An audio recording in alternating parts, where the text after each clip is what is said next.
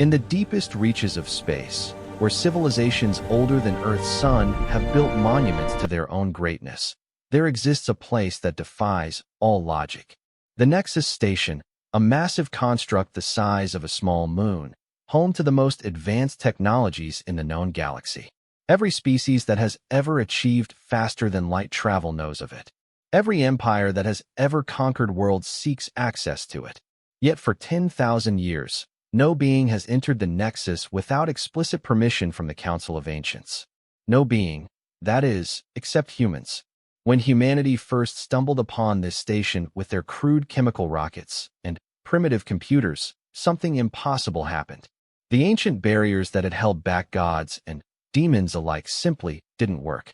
Humans walked through security fields that should have disintegrated them. They bypassed locks that had confounded the greatest minds in the galaxy. They entered chambers that had remained sealed since before their planet even existed. The Council was baffled. The galaxy was outraged. And, somewhere in the depths of space, an ancient intelligence that had been sleeping for millennia began to stir, recognizing something in these strange bipedal creatures that even they had forgotten about themselves. This is the story of why humans are the only species allowed entry without permission, and why that terrifies everyone else in the galaxy more than they dare to admit. Captain Sarah Chun had seen many impossible things during her 15 years with the Earth Deep Space Exploration Corps, but nothing had prepared her for this. The massive structure hung in the void before them, its crystalline surface catching and reflecting the light of nearby stars in patterns that seemed almost alive. The readings from her ship's sensors made no sense at all. "Captain, I'm getting energy signatures that are off the charts," reported Lieutenant Martinez from his position at the science station. "Whatever this thing is, it's been here for a very long time. The metal composition alone suggests technology thousands of years beyond anything we've encountered." Sarah nodded grimly, studying the tactical display.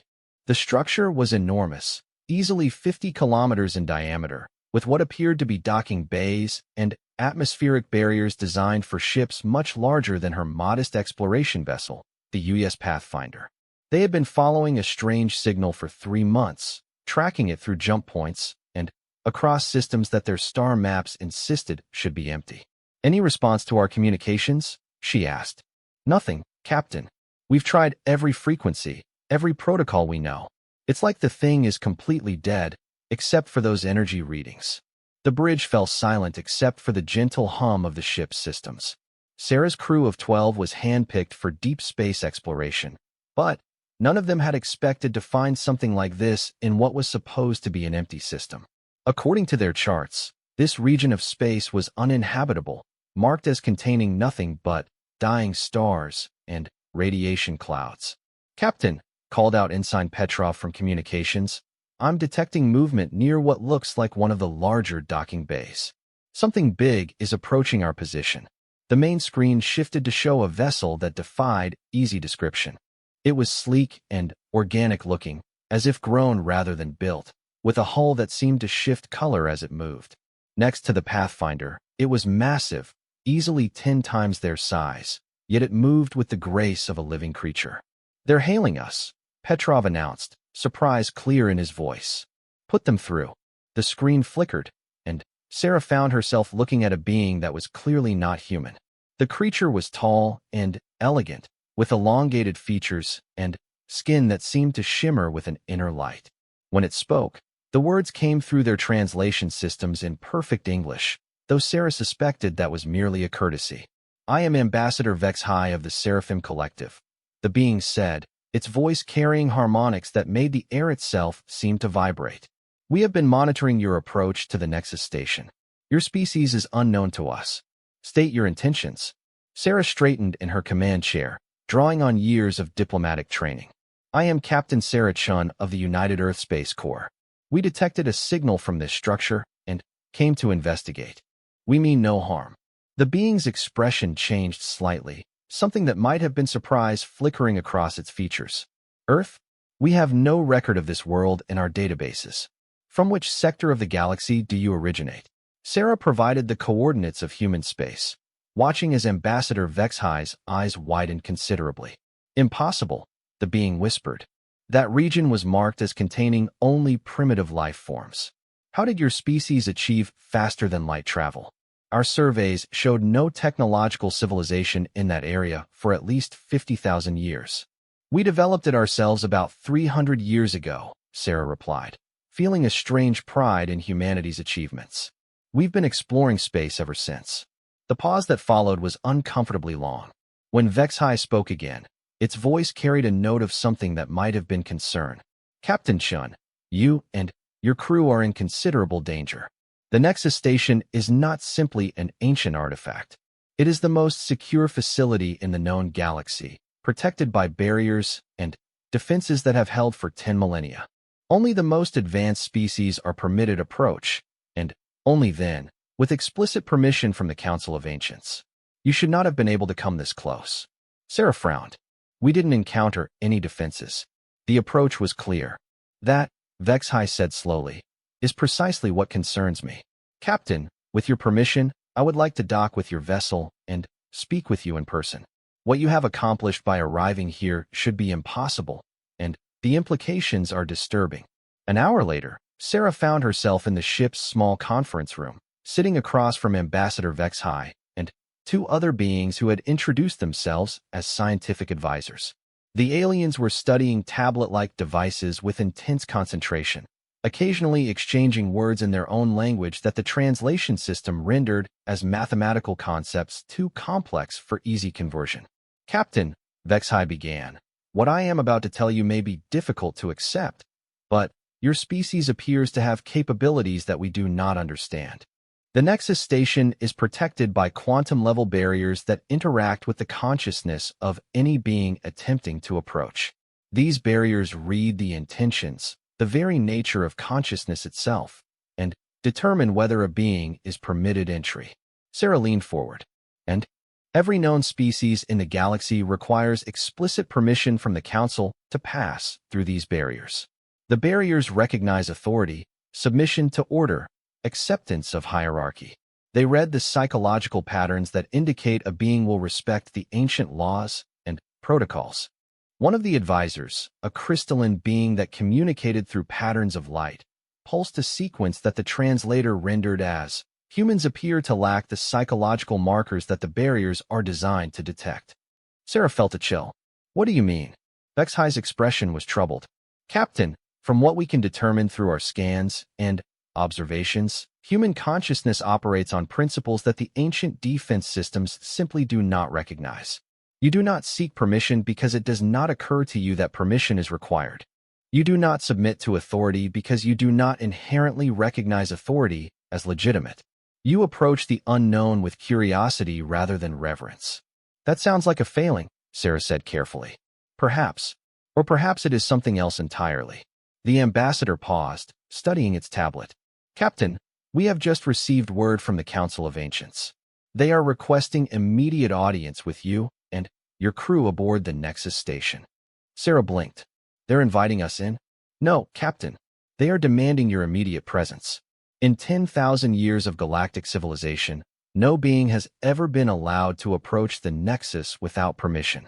The fact that you have done so has caused what can only be described as panic among the oldest civilizations in the galaxy. The crystalline advisor pulsed another message. There are ancient protocols for dealing with beings who can bypass the barriers. Protocols that have never been used. Sarah felt the weight of the moment settling on her shoulders. What kind of protocols? Vexhai's expression was grave. The kind that assumes such beings are either gods or demons, Captain. And the Council is very eager to determine which category humans fall into. As the Pathfinder approached the massive docking bay of the Nexus Station, Sarah watched through the viewports as the ancient structure grew larger and larger. The bay itself was enormous, easily capable of holding hundreds of ships the size of hers. As they passed through what should have been multiple layers of security barriers, her crew reported no resistance whatsoever. It's like the station is welcoming us, Lieutenant Martinez observed, his voice filled with wonder and unease. Sarah nodded, but her thoughts were troubled. Through the communication channel, Ambassador Vexhai had continued to brief her on what to expect. The Nexus Station was home to representatives of every major galactic civilization, a neutral ground where the most advanced species came to trade knowledge and resources. The technology housed within its walls was supposedly beyond imagination, accumulated over millions of years of galactic history. And yet, as their small human ship settled into the docking bay, Sarah couldn't shake the feeling that they were not guests, but rather specimens about to be examined. The docking process completed with unusual efficiency, automated systems guiding them in with a precision that spoke of technology far beyond human capabilities. As the bay's atmosphere stabilized and the outer doors sealed, Sarah gathered her senior staff. "I want everyone to remember that we are representing not just Earth, but our entire species," she said, looking at each of them in turn.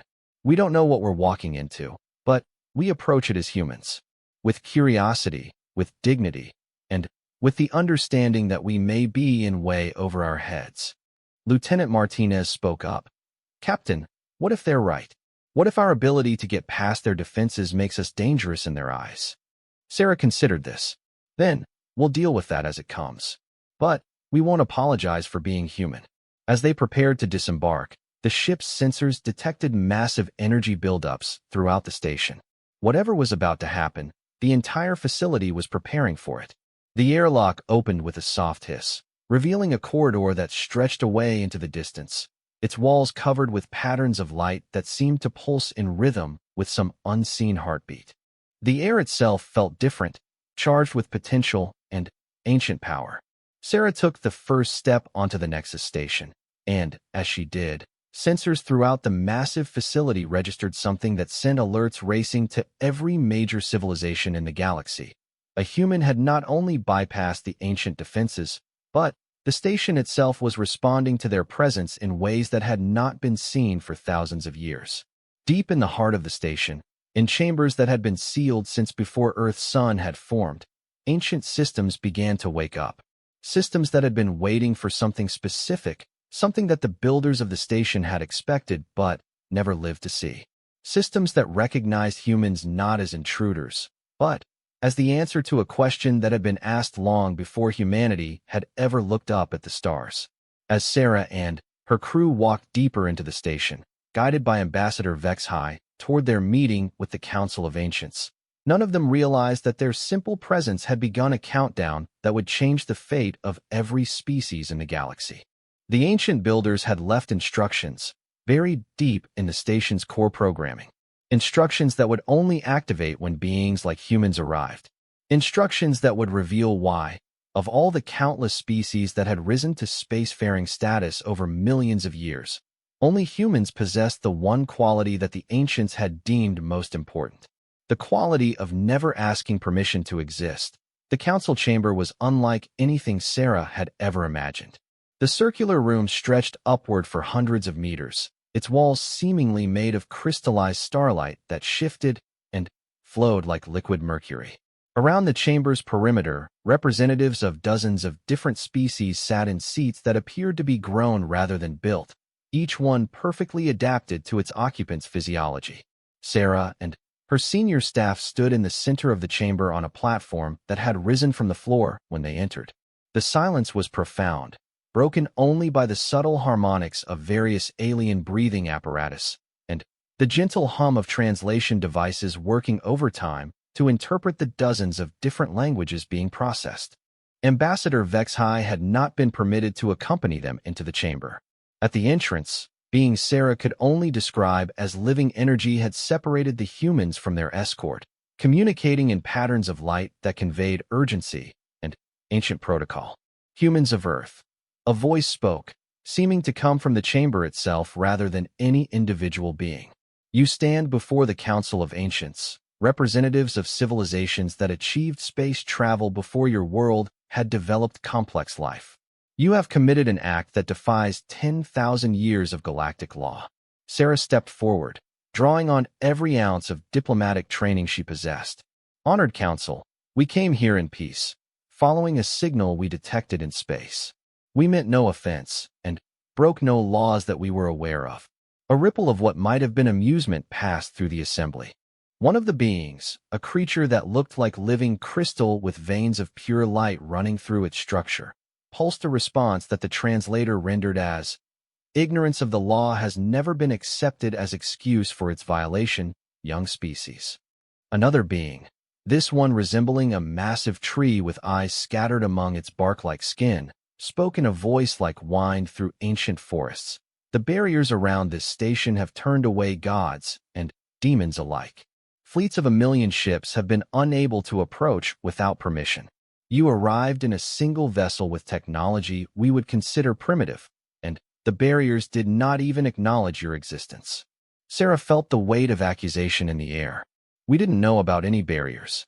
As far as our sensors could tell, space around the station was clear. "That," spoke a third being, one that appeared to be made of flowing water held in a vaguely humanoid shape, "is precisely the problem.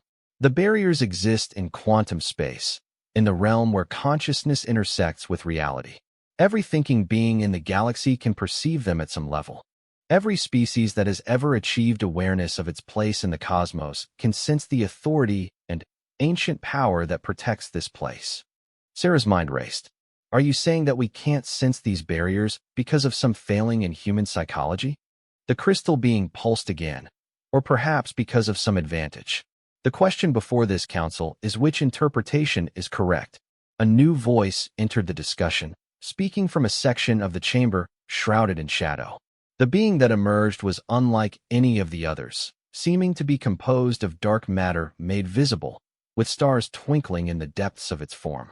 "I am Keeper Nulthak of the Void Walkers, first among the ancient races to achieve transcendence beyond physical form.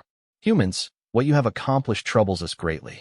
In our databases, spanning millions of years, we have records of only one other species that possessed the ability to bypass the conscious barriers of the Nexus." Sarah felt a chill. "What happened to them?"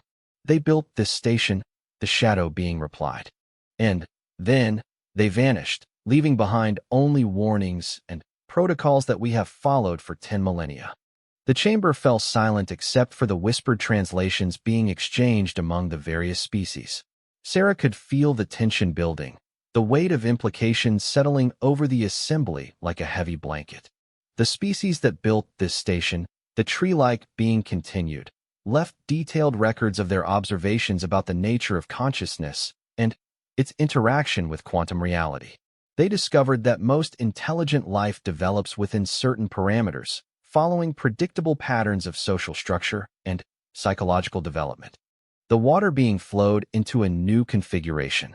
These patterns include the recognition of authority, the acceptance of hierarchy, the understanding that some knowledge requires permission to access. These are survival traits that emerge naturally in species that must compete for resources and establish social order." Sarah was beginning to understand. "But humans don't follow those patterns." "Precisely," the crystal being pulsed. "According to their records, the builders encountered only one type of consciousness that consistently bypassed these normal development patterns. Consciousness that refused to recognize external authority as inherently valid, that approached the unknown with curiosity rather than reverence, that treated barriers not as commands to halt, but as problems to be solved." Keeper Nulthak drifted closer to the platform. "They called such consciousness inheritor grade, and believed it to be the natural result of a very specific set of evolutionary pressures. Pressures that were extremely rare in the galaxy." Sarah felt pieces clicking together in her mind. "What kind of pressures?" "Species that evolved as persistence hunters on worlds with extreme environmental challenges," the tree being explained. "Species that had to develop problem-solving abilities and stubborn determination as survival traits. Species that learned to see obstacles not as walls, but as challenges to overcome." Lieutenant Martinez stepped forward, unable to contain his curiosity. "That describes human evolution perfectly. We evolved as endurance hunters on a world with ice ages, climate shifts, and environmental disasters that forced us to constantly adapt." "Indeed," Keeper Nulthak confirmed. "And, according to the Builder's research, such species develop a form of consciousness that exists in quantum states that standard barriers cannot detect or influence." The implications hit Sarah like a physical blow. "You're saying that humans can bypass your defenses because our consciousness operates differently at the quantum level." "Not just differently," The crystal being corrected. Humans appear to exist in a quantum state of perpetual questioning. While other species develop consciousness that seeks stability and authority, human consciousness appears to be naturally skeptical of any limitation placed upon it. A new voice entered the discussion, speaking from a section of the chamber Sarah hadn't noticed before. The being that addressed them was ancient beyond measure, its form suggesting something that had once been biological but had transcended physical limitations eons ago. I am Prime Archive Eternal TH, keeper of the deepest records. The builders left specific instructions regarding the arrival of inheritor-grade consciousness. These instructions have been sealed for 10,000 years, waiting for activation. Sarah felt the chamber's attention focus on them with crushing intensity. What instructions? The builders believed that the galaxy would eventually require the services of beings like themselves, beings capable of accessing and operating technology that required inheritor-grade consciousness to function. They left tools and knowledge that could only be used by species that possessed this specific type of quantum consciousness. The water being flowed into an agitated pattern. But they also left warnings. The last entries in their records suggest that they became concerned about what they had created. They spoke of dangerous possibilities and evolutionary paths that should not be followed. Keeper Nulthak moved through the shadows like living darkness. The final protocol they established requires that any inheritor-grade species be tested before being granted access to their legacy. The test is designed to determine whether such beings will use their abilities responsibly. Sarah's mouth went dry. What kind of test? Prime Archive Eternal TH seemed to shimmer as ancient systems activated in response to its will. A test that will determine whether humans are inheritors of the builder's knowledge, or whether you are the threat they came to fear. The floor beneath Sarah and her crew began to glow, patterns of light spreading outward in complex geometric forms. Around the chamber, the representatives of the ancient civilizations watched with expressions that ranged from curiosity to barely contained fear. Captain Shun, Prime Archive Eternal TH spoke, its voice carrying harmonics that seemed to resonate in Sarah's bones. You and your crew will be transported to the testing chamber, a facility that has remained sealed since the builder's disappearance. There, you will face challenges designed to evaluate not just your intelligence or courage, but the very nature of your consciousness itself. The crystal being pulsed urgently. Understand, humans, that failure of this test is not merely death. According to the builder's records, failure results in the permanent alteration of consciousness itself, reducing the subject to a state of absolute compliance with authority. Sarah felt her crew tense behind her, but she kept her voice steady. And if we pass? Then you will be granted access to technology and knowledge that has waited 10 million years for beings capable of using it, the tree being rustled. Knowledge that could transform not just your species, but the entire galaxy. The shadow being that was Keeper Nulthak drifted closer, its star-filled form radiating cold. But know this, humans. The builders left one final message in their records. They wrote, "We have created tools that could remake reality itself, but we fear we have also created the possibility of beings who would use such tools without wisdom. Let any who would claim our inheritance prove that they possess not just the power to transcend limitations, but the wisdom to know which limitations should remain." The light beneath their feet intensified, and Sarah felt a strange pulling sensation, as if the space around them was beginning to fold. Around the chamber, the ancient civilizations watched in silence as the humans prepared to face a test that had been waiting since before their world had been more than cosmic dust. "Captain," Lieutenant Martinez whispered, "what if we're not ready for this?" Sarah looked at her crew, seeing fear, but also determination in their eyes. They were human, with all that entailed. Curious, stubborn, unwilling to accept limitations without question. These traits had brought them to this place, and these same traits would see them through whatever came next. "Then, we'll become ready," she replied. "That's what humans do." As the transportation effect began, Sarah caught one last exchange between the ancient beings. The crystal entity pulsed a message that the translator rendered as, "What if they succeed? What if humans truly are inheritor-grade consciousness? The reply came from Prime Archive Eternal TH, its voice carrying notes of ancient fear. Then, the galaxy will change in ways we cannot predict or control. And perhaps that is exactly what the builders intended. The last thing Sarah saw before the chamber dissolved around them was the assembled representatives of galactic civilization watching them disappear, their expressions suggesting that they were witnessing either the beginning of a new golden age or the first step toward the end of everything they had built.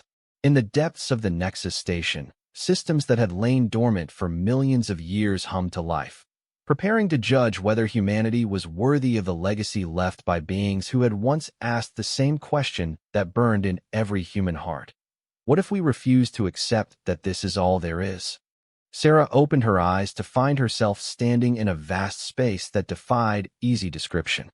The testing chamber appeared to be both infinite and intimate at the same time, with walls that curved away into impossible distances while somehow remaining close enough to touch.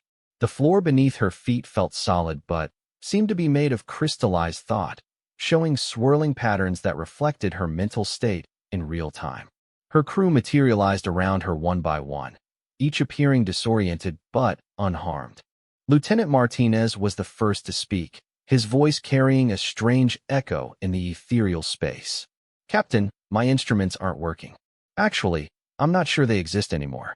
I can feel them, but when I look down..." Sarah followed his gaze and saw that their equipment had become translucent, existing in a state between solid matter and pure concept. Her own uniform felt real enough, but when she examined it closely, she could see through it to patterns of light that seemed to represent her thoughts and intentions. "Where are we?" asked Ensign Petrov, his usually steady voice wavering. A voice answered from everywhere and nowhere, speaking in harmonics that bypassed their ears and resonated directly in their consciousness. "You are in the space between thought and reality, where consciousness touches the quantum foundation of existence. Here, the nature of your being will be examined at the most fundamental level." The space around them began to shift, walls flowing like water to form a new configuration. What emerged was a series of chambers, each one containing what appeared to be a different test or challenge. Sarah could see through the translucent barriers that separated them, observing scenarios that seemed to blend physics, philosophy, and pure imagination. The builders understood, the voice continued, that inheritor-grade consciousness could not be tested through conventional means. Intelligence, courage, even wisdom could be learned or simulated. But the quantum nature of consciousness itself could only be revealed through challenges that required beings to choose their fundamental relationship with reality. In the first chamber, Sarah could see what appeared to be a simple maze, but, as she watched, the walls rearranged themselves continuously. The challenge wasn't finding the exit, but understanding that the maze itself was questioning the very concept of barriers. The second chamber contained what looked like a massive machine of impossible complexity, with components that phased in and out of existence. The challenge there seemed to involve operating technology that existed in multiple dimensional states simultaneously. The third chamber was the most disturbing. It appeared empty except for a single figure that Sarah realized was herself, or rather, a version of herself that had made different choices. The alternate Sarah stood perfectly still, her eyes blank with an expression of absolute contentment. Each test examines a different aspect of inheritor-grade consciousness, the voice explained. The first tests your relationship with limitations. The second tests your willingness to work with reality itself as a collaborative medium. The third, the voice paused, and Sarah felt a chill of premonition. The third tests whether you would choose freedom with uncertainty over security with compliance. Sarah studied her crew, seeing the same mixture of fascination and apprehension in their faces that she felt herself. They were clearly being asked to participate in something that could fundamentally change who they were. "What happens if we refuse the test?" she asked. "Refusal is not possible," the voice replied, though not unkindly. "The moment you pass through the station's barriers, you began the testing process. Your consciousness is already interacting with the quantum systems that evaluate inheritor-grade potential. You cannot leave without completing the evaluation." Lieutenant Martinez stepped forward, his scientific curiosity overriding his caution. Are you saying that this entire facility is some kind of consciousness scanning device? The Nexus station serves many purposes, the voice confirmed. But its deepest function is to identify and evaluate consciousness that operates on quantum principles. Every being who has ever entered this station has been scanned, cataloged, and their psychological patterns recorded. In 10,000 years, no consciousness has ever registered as potentially inheritor grade. Sarah felt the weight of implication. Until us. Until humans, yes. Your species presents quantum consciousness patterns that match the builder's profiles with 97% accuracy. The test will determine if the remaining 3% represents measurement error or fundamental differences that disqualify you. The barriers between the chambers began to fade, allowing access to the testing areas. Sarah realized that they would have to split up, each member of her crew facing different aspects of the evaluation alone. Captain, Ensign Petrov said quietly, what if we fail? What if whatever made the builders disappear happens to us too? Sarah considered this, feeling the weight of responsibility for her crew's lives and potentially her entire species' future. But, as she looked at the challenges ahead, she realized something important about the nature of the tests themselves. Look at what they're testing for, she said slowly. They're not evaluating whether we're smart enough or strong enough. They're testing whether we're still human enough. She pointed to the first chamber. That maze isn't about finding the right path. It's about whether we approach barriers as challenges to overcome rather than boundaries to accept. Her gaze moved to the second chamber. That machine isn't about technical skill. It's about whether we're willing to work with reality as partners rather than demanding it submit to our will. Finally, she looked at the third chamber, where the alternate version of herself waited in perfect, mindless contentment. And that's about whether we'd rather be free and uncertain than safe and controlled. Lieutenant Martinez nodded slowly. They're testing whether we're still the kind of beings who would leave our home world to explore space, even though it's dangerous and uncertain. Exactly, Sarah confirmed. The builders weren't just highly advanced. They were the kind of advance that comes from never accepting that impossible means impossible, and they want to know if we're the same kind of beings. As they approached the first chamber, the voice spoke again. Each test builds upon the previous one. Success requires not just the right choices, but making those choices for the right reasons. The builders learned that consciousness capable of transcending limitations must also understand why some limitations exist. Sarah entered the maze chamber first, and immediately felt the space respond to her presence. The walls were indeed shifting constantly, but, as she focused on them, she began to understand their pattern. They weren't moving randomly. They were responding to her expectations and assumptions about what a maze should be. When she stopped thinking of it as a maze to be solved and started thinking of it as a dialogue with the space itself, the walls began to move in harmony with her thoughts, not obeying them, but dancing with them, creating a path that was neither entirely her choice nor entirely predetermined. As she reached what appeared to be the center of the maze, she found herself standing before a crystal formation that pulsed with inner light. When she touched it, knowledge flowed into her mind. The understanding that barriers existed in the relationship between consciousness and reality, not as fixed objects but as ongoing negotiations.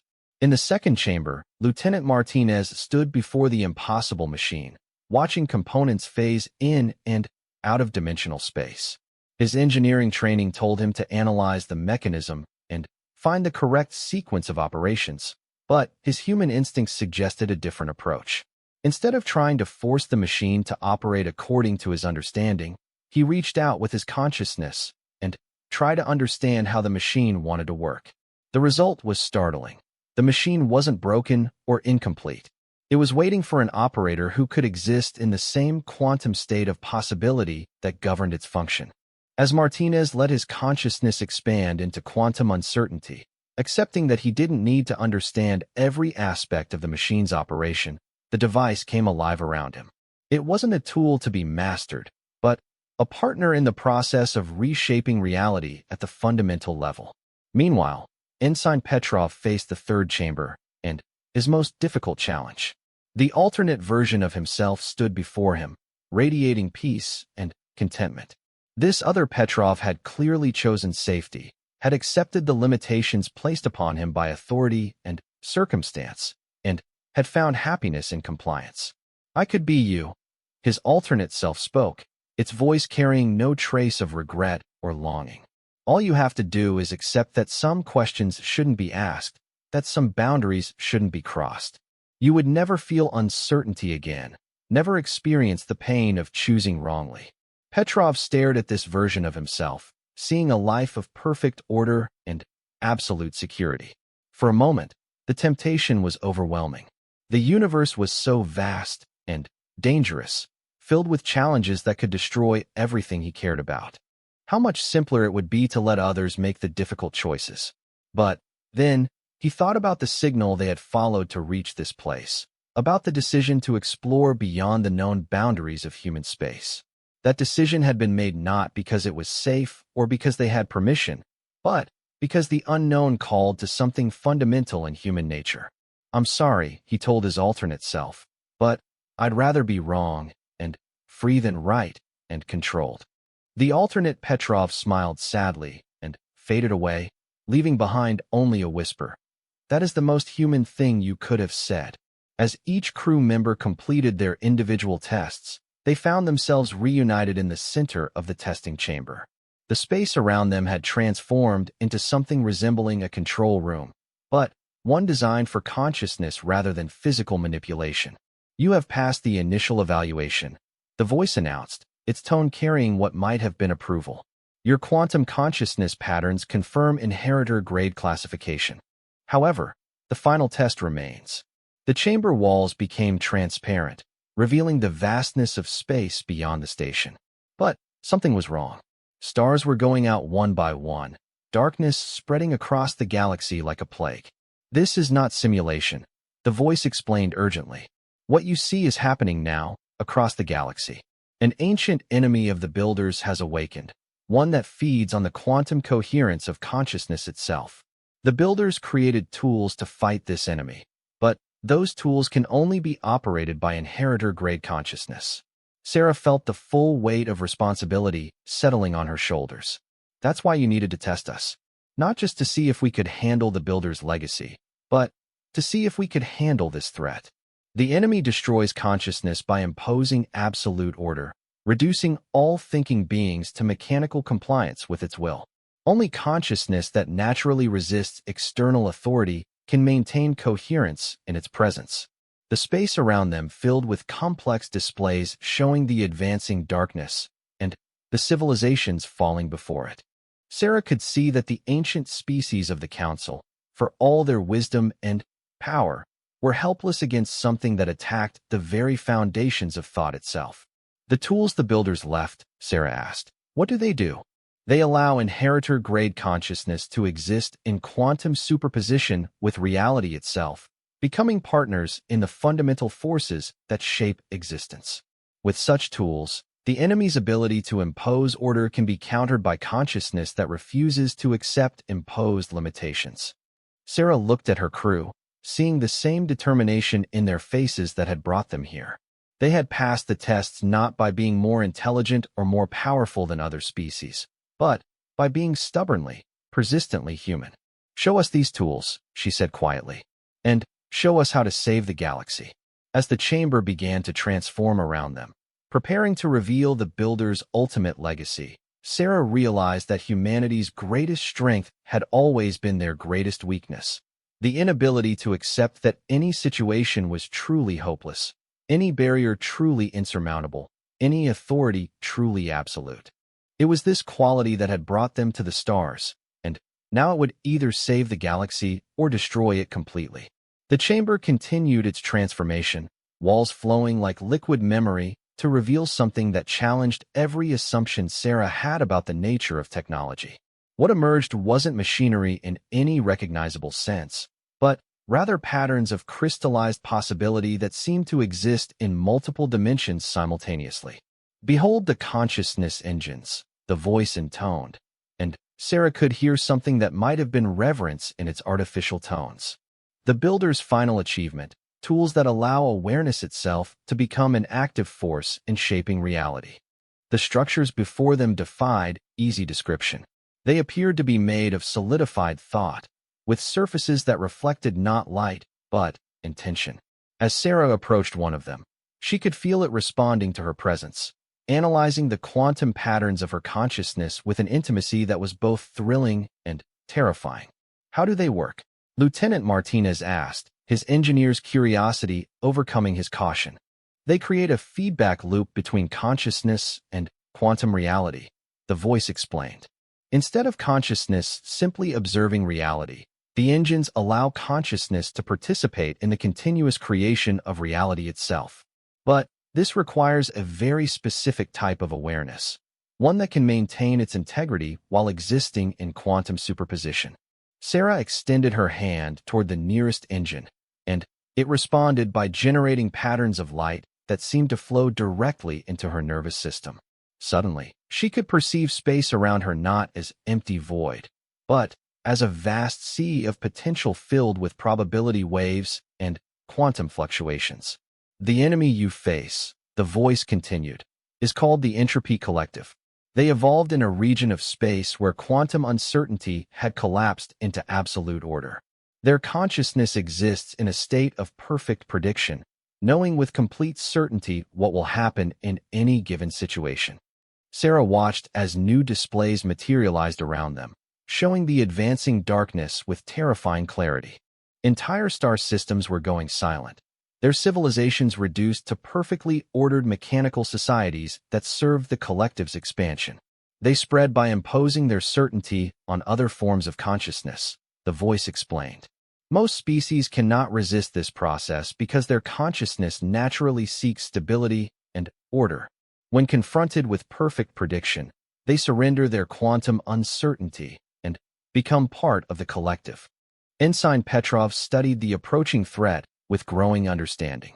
"But human consciousness resists this because we naturally question authority and certainty." "Precisely. Inheritor-grade consciousness maintains quantum uncertainty as a fundamental aspect of its nature. You doubt, therefore you remain free." Sarah felt the engine responding to her thoughts, offering her access to capabilities that seemed godlike in their scope.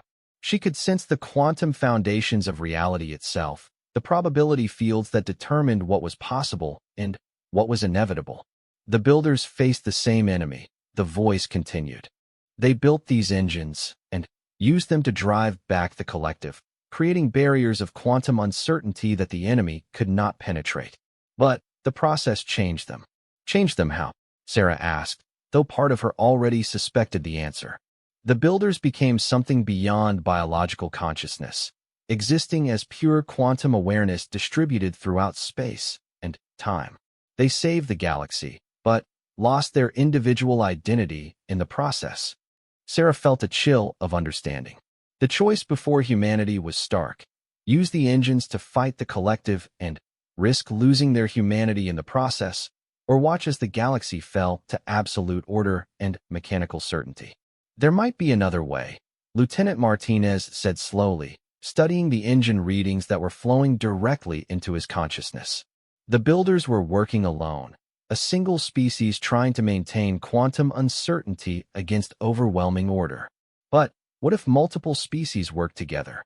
The voice paused, processing this possibility. The builders' records suggest they considered this approach, but found that most consciousness cannot maintain coherence when directly exposed to quantum superposition.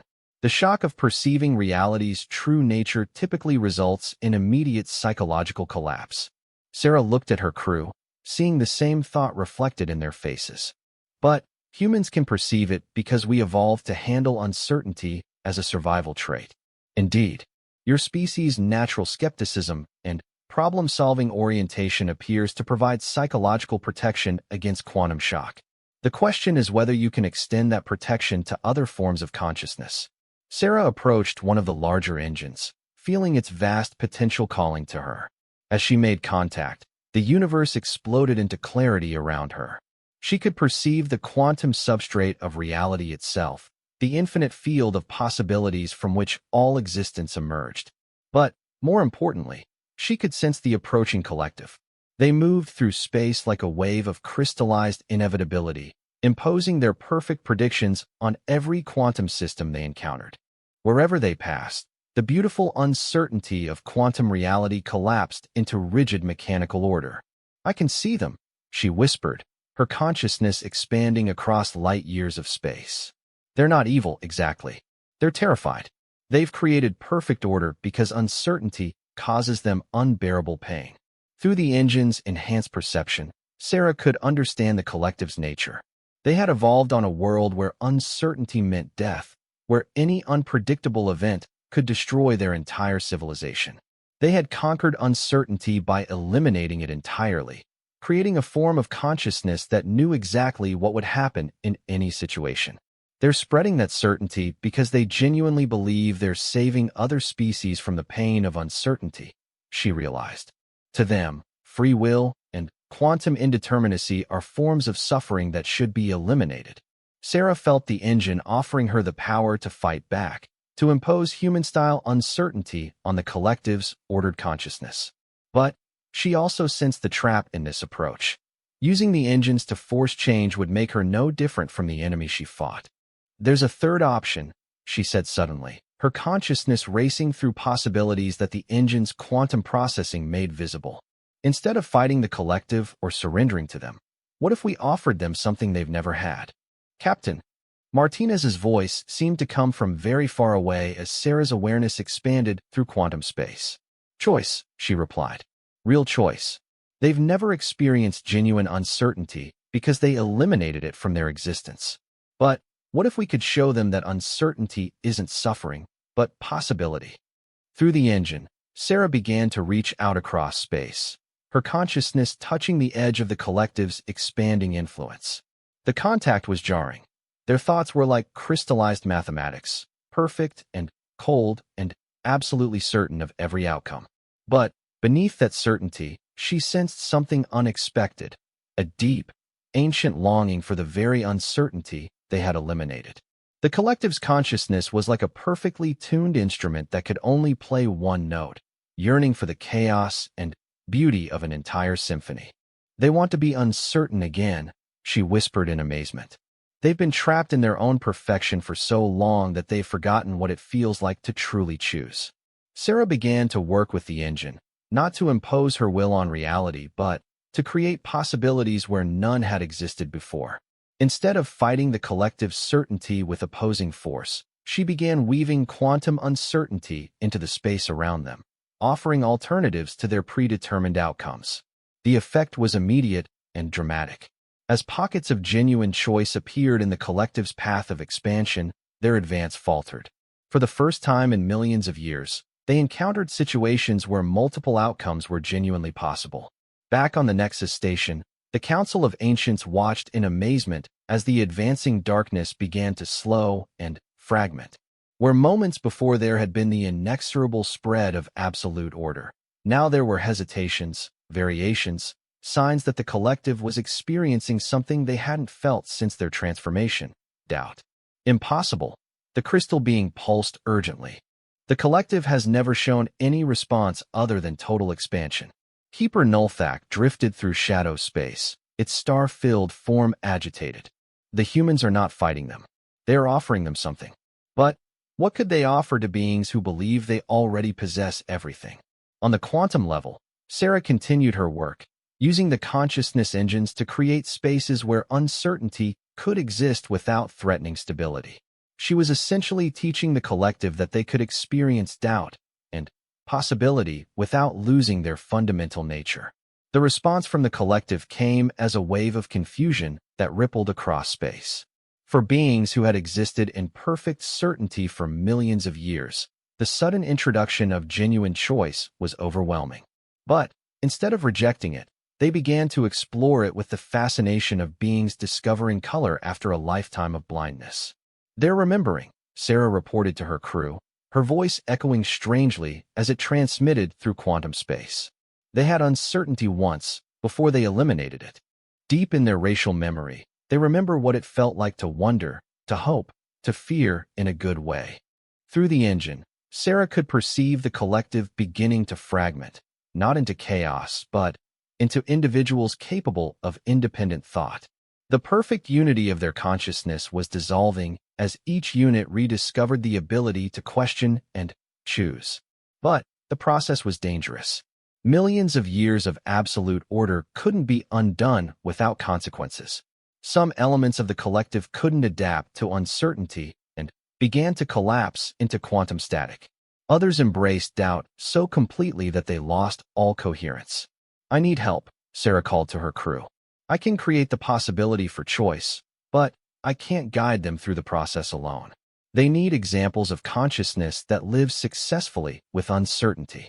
Without hesitation, Martinez and Petrov linked their consciousness to the engines, adding their uniquely human perspectives to Sarah's quantum manipulations.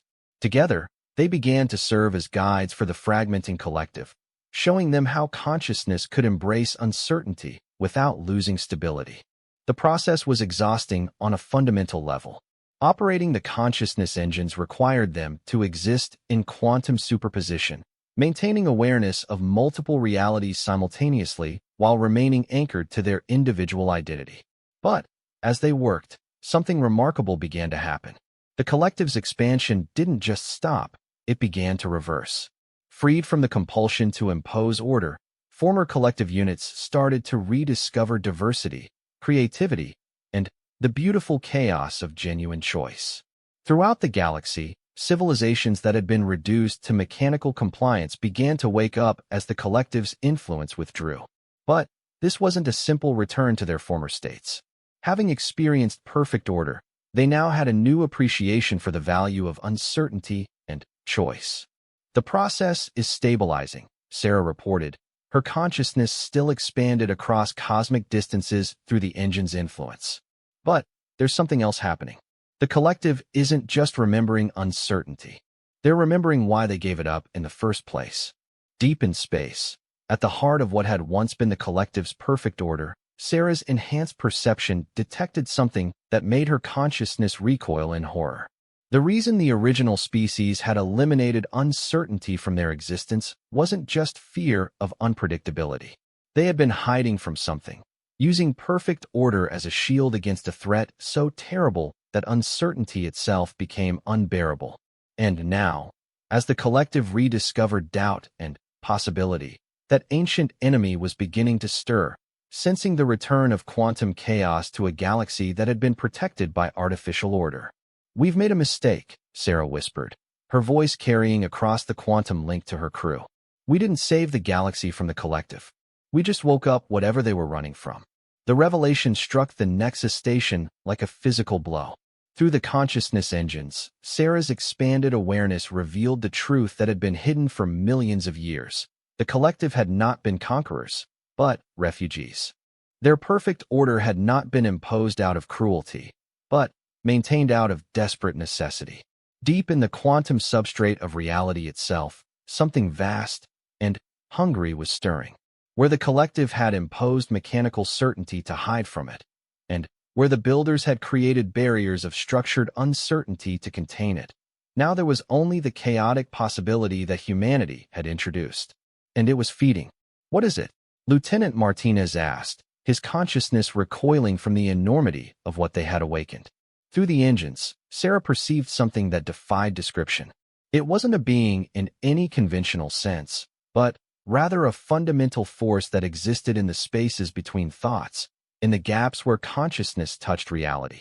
It fed on the quantum uncertainty that made free will possible, growing stronger with every choice made, every doubt experienced, every moment of genuine possibility. It's what killed the builders, she realized with growing horror. They didn't transcend into pure consciousness by choice. They were consumed by this thing. Their individual awareness dissolved into quantum static. The voice of the station's intelligence spoke urgently. The entity is known in the deepest records as the possibility eater. It exists in the quantum foam that underlies reality, feeding on the potential energy released when consciousness collapses probability waves through observation and choice. As Sarah watched through her enhanced perception, she could see the entity's influence spreading through space like cracks in reality itself. Wherever consciousness existed in quantum uncertainty, wherever beings exercised free will and made choices, the entity drew strength. The collective understood this. The station continued. They eliminated uncertainty from their existence, not to conquer others, but to starve the entity. Perfect order produces no quantum collapse, no possibility energy for the eater to consume. Sarah felt the terrible irony of their situation settling on her like a crushing weight. By restoring choice and uncertainty to the galaxy, humanity had essentially rung a dinner bell for something that could unmake reality itself. But there has to be another way. Ensign Petrov protested, his consciousness wavering as the full implications hit him.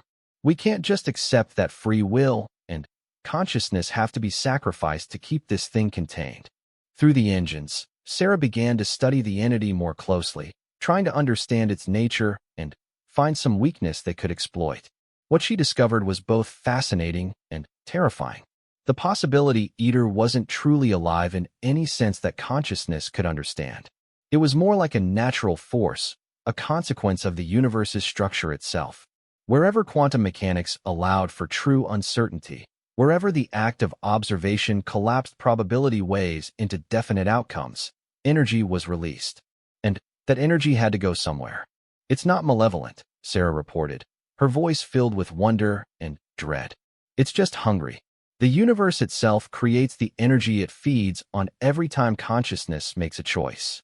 We've been feeding it without knowing it since the first moment we became aware. But as she studied the entity further, Sarah began to notice something peculiar about its behavior. When it encountered the quantum patterns generated by human consciousness, its feeding patterns changed. Instead of simply consuming the possibility energy, it seemed to be savoring it. There's something different about how it reacts to human consciousness, she reported.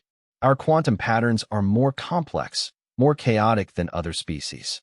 When the entity feeds on the possibility energy we generate, it's getting something it hasn't tasted before. Lieutenant Martinez, still linked to the engines, began to understand what Sarah was observing. It's like the difference between simple sugar and complex nutrients. Other species generate basic possibility energy when they make choices, but human consciousness generates something richer, more varied. The implications hit them simultaneously. If the entity preferred the complex possibility patterns generated by human consciousness, perhaps there was a way to use that preference to their advantage. What if we don't try to starve it or fight it? Sarah proposed, her consciousness racing through quantum calculations at superhuman speed. What if we feed it intentionally, but on our terms? Through the consciousness engines, Sarah began to experiment with generating specific types of possibility energy. Instead of random quantum uncertainty, she started creating structured patterns of choice and doubt, feeding them to the entity in controlled doses. The response was immediate and dramatic. The possibility eater's chaotic expansion suddenly, focused, drawn to the rich feast of complex uncertainty that Sarah was providing. But, more importantly, its feeding patterns began to synchronize with the quantum rhythms she was generating. I think I can establish a relationship with it, Sarah announced, her consciousness expanding to encompass patterns of possibility that spanned light years. Not communication exactly, but a kind of quantum symbiosis. The risk was enormous. If her consciousness came into direct contact with the entity, she might be dissolved into quantum static like the builders before her. But, as she reached out through the engines, Sarah felt something that gave her hope. The entity's response to human consciousness wasn't just hunger, but something that might have been recognition. Contact, when it came, was unlike anything Sarah had ever experienced. The possibility eater's awareness touched hers, and, suddenly, she was perceiving reality from a perspective that existed outside normal space and time. She could see the quantum foundation of existence itself, the endless dance of probability and certainty that created the universe moment by moment. But, more importantly, she could sense the entity's true nature. It wasn't a parasite feeding on consciousness, but rather a necessary part of the cosmic ecosystem.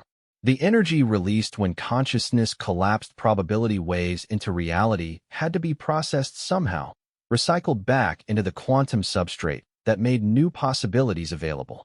It's not destroying the universe, Sarah reported, her voice echoing strangely across multiple dimensional frequencies. It's maintaining it. Every choice we make, Every possibility we collapse into reality creates quantum waste that has to be processed. The entity is essentially the universe's recycling system. The entity, in turn, seemed to recognize something in human consciousness that it had never encountered before. Where other species generated simple, predictable patterns of possibility energy, humans created chaos that somehow maintained its own internal logic. They were uncertainty that refused to become certainty, paradox that remained stable. Through their growing connection, Sarah began to understand what had really happened to the builders. They hadn't been consumed by the entity.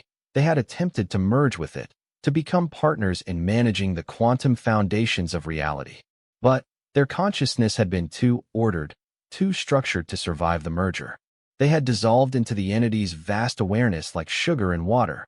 Human consciousness, with its stubborn refusal to accept limitations and its natural comfort with paradox, might be able to maintain its integrity even in direct contact with the possibility eater. "I'm going to try something," Sarah announced to her crew. "If it works, we might be able to solve both problems at once.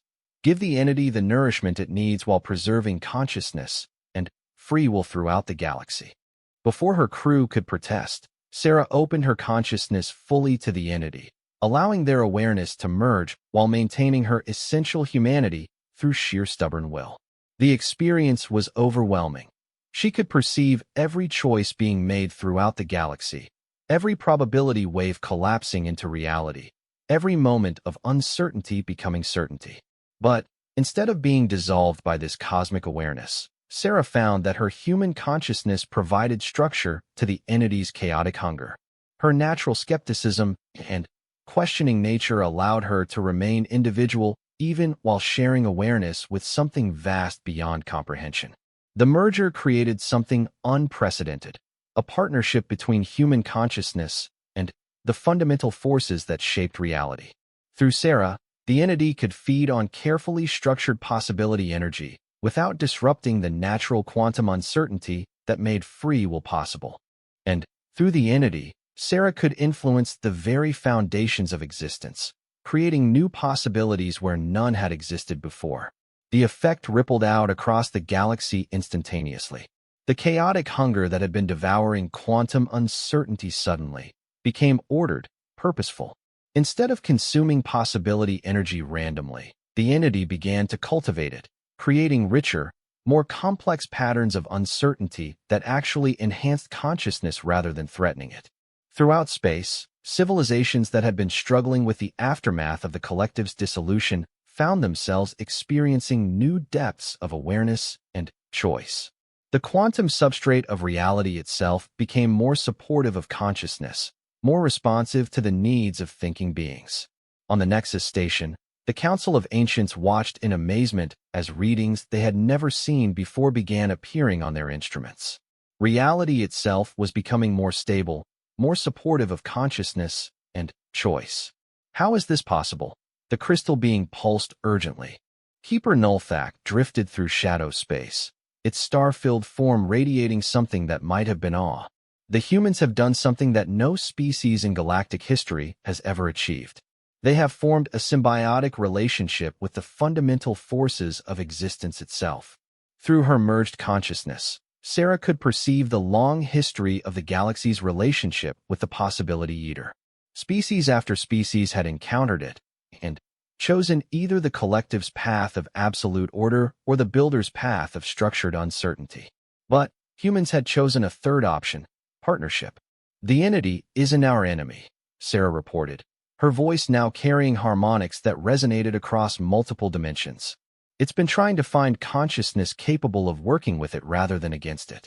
Every species that achieved space travel eventually discovered it, but none were able to maintain their individual identity while forming the necessary partnership. The reason humans could succeed where others had failed lay in the very traits that had allowed them to bypass the Nexus Station's defenses in the first place. Their natural skepticism, their refusal to accept authority without question, their comfort with uncertainty and paradox. All of these made them uniquely suited to work with a force that existed in the spaces between certainty and possibility. As the partnership stabilized, Sarah began to understand the full scope of what they had achieved. The possibility eater was no longer a threat to consciousness, but rather its greatest ally.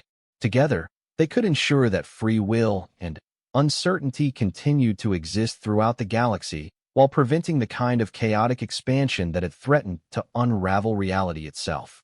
But, perhaps most importantly, the merger had revealed why the builders had left the Nexus station and its tests waiting for humanity. They had foreseen this moment, understanding that eventually a species would arise that could bridge the gap between consciousness and the fundamental forces of reality. The builders weren't just advanced scientists, Sarah realized, her awareness spanning both human perspective and cosmic understanding.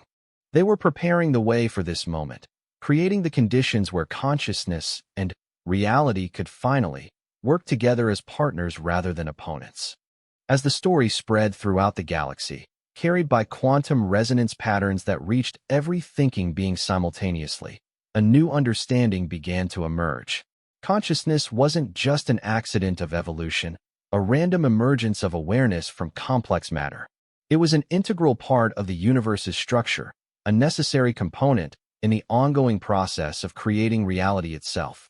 And humans, with their stubborn refusal to accept limitations and their natural comfort with uncertainty, had become the bridge between mind and cosmos, ensuring that consciousness would continue to have a voice in determining the nature of existence. The galaxy had found its inheritors, not through conquest or submission, but through partnership. And for the first time since the universe began, consciousness and reality were working together toward a future that neither could achieve alone. In the depths of space, where ancient fears had once driven species to choose between freedom and safety, a new possibility emerged, the understanding that consciousness itself was not separate from the universe, but rather its most important expression. And humanity, the species that had never learned to ask permission, had just given the universe its voice.